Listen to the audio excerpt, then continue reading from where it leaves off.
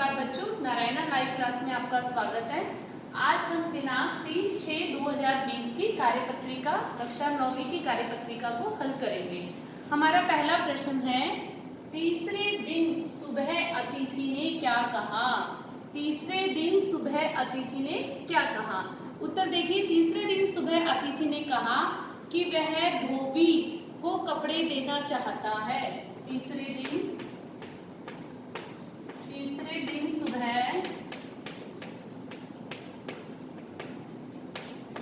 अतिथि ने कहा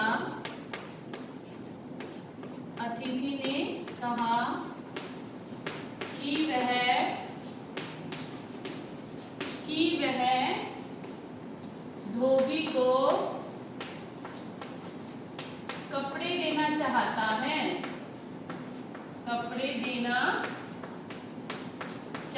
है। हमारा अगला प्रश्न है, प्रश्न नंबर 2। सत्कार की ऊष्मा समाप्त होने पर क्या हुआ। सत्कार होता है स्वागत करना, आदर सम्मान की जब ऊष्मा समाप्त हो गई तो क्या हुआ। सत्कार की ऊष्मा समाप्त होने पर अतिथि के लिए खिचड़ी बनने लगी। उत्तर है इसका, सत्कार की ऊष्मा समाप्त होने पर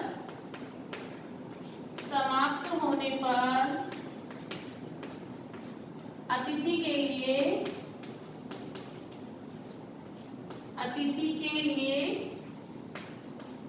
खिचड़ी बनने लगी। अतिथि के लिए खिचड़ी बनने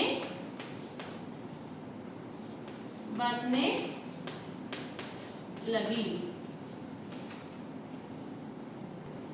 हमारा अगला प्रश्न है, लेखक की पत्नी की आंखें एकाएक क्यों बड़ी हो गई थी। लेखक की पत्नी की आंखें एकाएक इसलिए बड़ी हो गई थी जब उसे ये पता चला था कि अतिथि ज्यादा दिनों तक ठहरेगा। लिखेंगे हम इसका उत्तर, लेखक की पत्नी की आंखें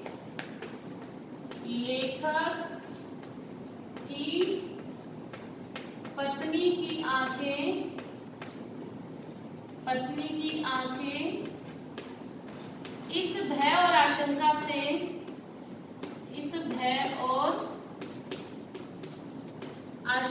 से भय मतलब डर, आशंका मतलब इस चिंता से या भय से, आशंका से बड़ी हो गई थी।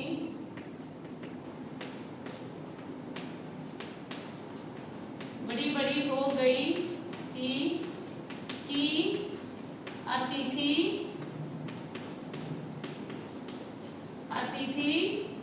कई दिन और ठहरेगा। अतिथि अधिक दिनों ठहरेगा। अतिथि अधिक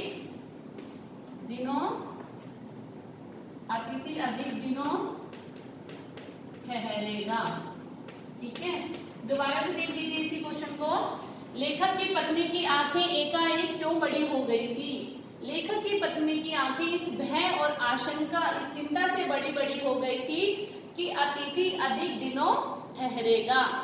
अगला प्रश्न है हमारा प्रश्न नंबर 4।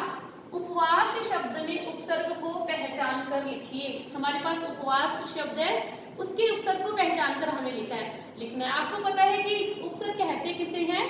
वे शब्दांश जो शब्द के आगे लगकर उसके अर्थ में परिवर्तन कर देते हैं, वे उपसर्ग कहलाते हैं। तो इस शब्द में देखिए, इसका उत्तर क्या होगा, उप उपसर्ग है और वास मूल शब्द है। ठीक है, हमारा अगला प्रश्न है, लेन देन शब्द का समास विग्रह कर समास का नाम भी लिखो। हमारे पास शब्द क्या है, लेन देन, तो समास विग्रह क्या हो जाएगा लेन देन का, लेन और देन। समास कौन सा है, द्वंद्व समास। कौन सा समास है, द्वंद्व समास। देखिए द्वंद्व समास होता क्या है। ठीक है, जिस समास में और या योजक चिन्हों का प्रयोग किया जाता है। जिस समास में जब हम समास विग्रह करते हैं, जब हम योजक चिन्हों का प्रयोग करते हैं तो वो क्या कहलाता है, द्वंद्व समास कहलाता है। ठीक है, समस्त पद में हम योजक चिन्ह का करते हैं, और जब हम उसका विग्रह करते हैं तो हम और तथा इस तरीके से और तथा या का प्रयोग करते हुए समास विग्रह करते हैं। तो इसका समास विग्रह हो जाएगा लेन और देन, और समास कौन सा हो जाएगा? द्वंद्व समास। अगला है हमारा मार्मिक शब्द में प्रत्यय पहचान कर लिखिए। एक शब्द है हमारे पास मार्मिक, प्रत्यय कौन सा हो जाएगा इसमें? इक प्रत्यय। उत्तर क्या हो जाएगा इसका? इक। मर्म प्लस इक। प्रत्यय क्या होते हैं? वे शब्दांश जो प्रत्यय के वे शब्दांश जो शब्द के अंत में लगकर उसके अर्थ को परिवर्तित कर देते हैं वे प्रत्यय कहलाते हैं। यहाँ पे मर्म मूल शब्द है और इक प्रत्यय है। हमारा अगला प्रश्न है आंख शब्द के पर्यायवाची शब्द लिखिए। आंख शब्द है उसके हमें पर्यायवाची सिनोनिम्स बताने। देखिए उत्तर क्या होगा इसका? सबसे पहले हो जाएगा नेत्र, नेत्र, नयन, चक्षु, ठीक है, नेत्र, नयन, चक्षु, लोचन, दृग, लोचन, लोचन, दृग, ये थे आंख शब्द के पर्यायवाची, नेत्र, नयन, चक्षु, लोचन, दृग। अगला प्रश्न है हमारा शरीर शब्द के पर्यायवाची लिखिए। शरीर शब्द के पर्यायवाची लिखेंगे। देखिए शरीर को हम क्या कहते हैं? तन, बदन, देह, काया, गात। तन, बदन, देह, काया, गात, ये थे शरीर शब्द के पर्यायवाची।